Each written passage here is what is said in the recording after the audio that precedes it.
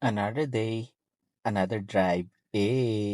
Nung isang araw nga pala ay umuwi ako din sa amin. Sa pag-uwi ko nga ay kasama ko ang brum-brum ni tatay. At pagkatating ko pa nga lamang ay nag-aya agad siyang magsimba sa kamay ni Jesus sa lukban. Kaya naman ngayong araw ng linggo ay pumunta kami para magsimba sa kamay ni Jesus. Kung tama nga aking pagkaalala, ang huling simba ko dito sa kamay ni Jesus ay noong pang 2007. Ari nga pala ay family banding na rin, yun nga lang hindi namin kasama si nanay physically. Kaya nga naman pagkatapos namin magsimba ay dumiretso kami kung nasaan si nanay. At oo, tama kayo nang iniisip.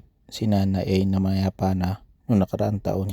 Medyo nakakalungkot lang talaga kung saan unti-unti mo nang natutupad ang pangarap mo para sa kanila pero sila naman yung unti-unting nawawala para sa'yo. Ito rin yung isang dahilan kung bakit umuwi na ako ng Pilipinas para makasama sila at makakreate ng marami pang memories. Nasa dapit hapon na rin kasi sila ng kanilang buhay. Darating ang panahon, magsasara na rin ang libro nila dito sa mundong ito. Si tatay nga pala ay isang dekada nang may sakit habang si nanay naman ay nagkukunwaring malakas pero may nararamdaman na din pala. At heto nga, umuwi ako para sa kanila at si nanay naman ay umalis para sa amin. Di talaga natin masasabi ang panahon. Kaya habang nandyan pa sila, piliin nilang natin maging mabuti. Bumawi na lang tayo sa mga pagkukulang natin. Kaya nanay, sa mga pagkukulang namin bilang inyong mga anak, patawad po. Madami pa akong ikukwento sa mga susunod na araw, kaya stay tuned. God bless!